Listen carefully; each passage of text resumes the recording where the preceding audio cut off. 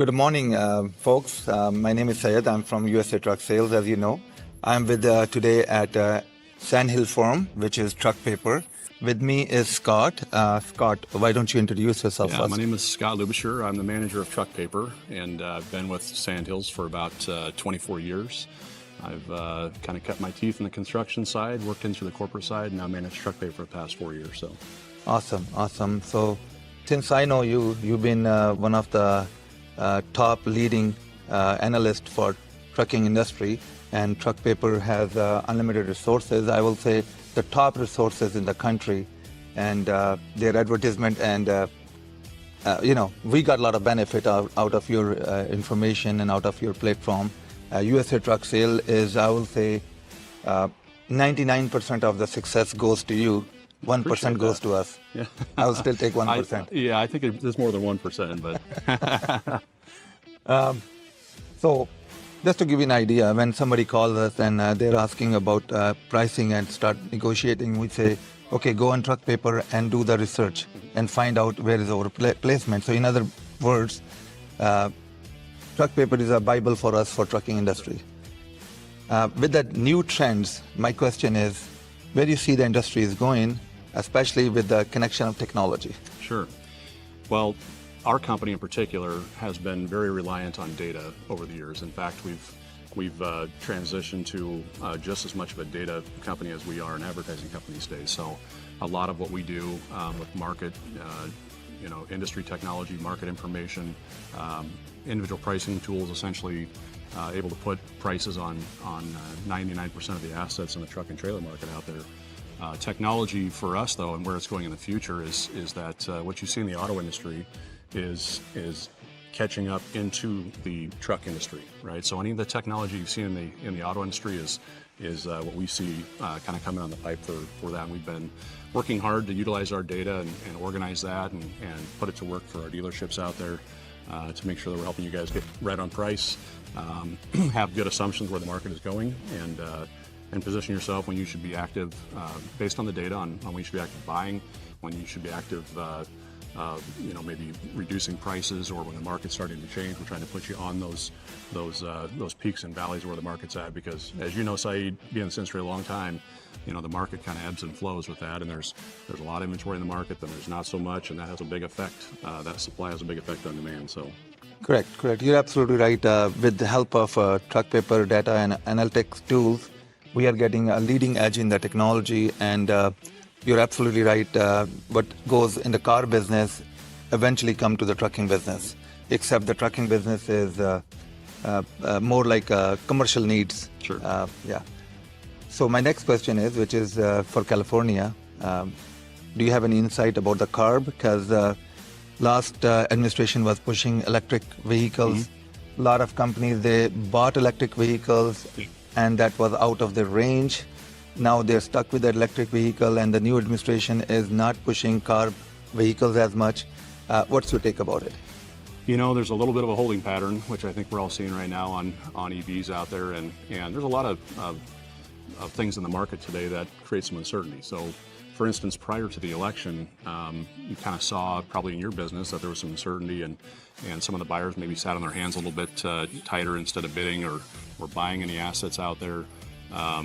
You kind of start to see that uncertainty. I think that uncertainty has carried us over into where we're at today. That uncertainty when it comes to things like emission standards, when it comes to things like how much the tariffs are affecting today, how much could they potentially affect? Should I buy a new truck that has tariffs on it, or are these things going to get released? That uncertainty isn't great for the truck market out there in terms of the confidence to buy, especially on new trucks. Now, what you and I exist in is the used truck values out there, and those used trucks are predicated off of new trucks entering the market out there. So they're tethered together with how much we need to have new truck and some more certainty into that. But I've seen a little bit of uptick here recently. We saw, just like in the sleeper industry, we saw, I want to say it was around $75 million of inventory come in to the market from April to May, just in that particular thing. There's almost $1 billion of sleeper inventory on truck paper today.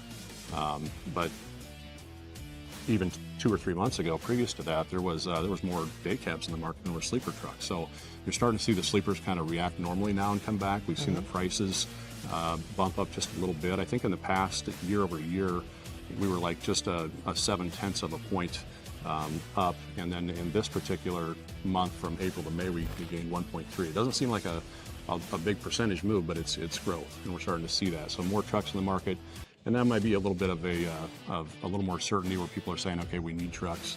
At a certain point in time, people can't wait for trucks any longer, right? Miles get to the point where it becomes a concern over downtime and different things in the marketplace. So with that said, I think that there's going to be a need. In fact, one of my peers had mentioned the other day, these aren't the people that want trucks, these are the people that need trucks that are buying today. So, last question about this tariffs on steel.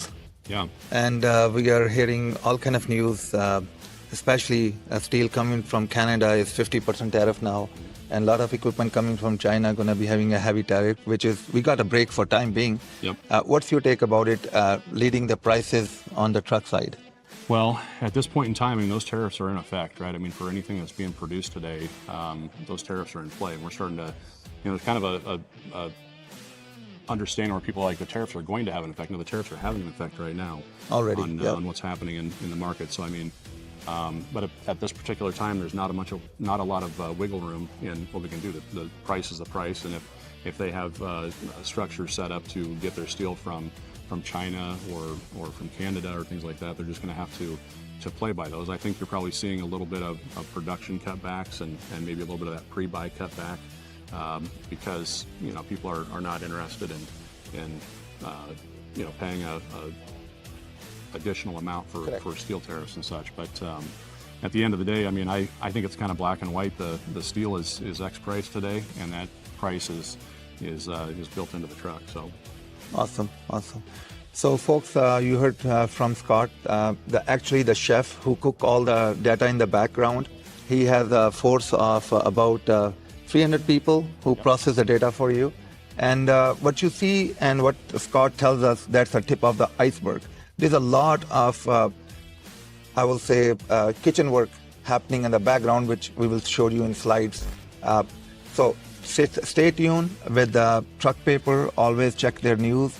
They are the leader of the industry. They were, they are, and they will be. There's a lot of other companies come and go, but do remember, they have invested tons and tons and tons of resources in the background, which people cannot see, which we want to show you in this program, and you're going to be able to see in the slides. Thank you so much for watching USA Truck Sales. Have yourself an excellent day. Thank you, Scott. You bet. Yeah.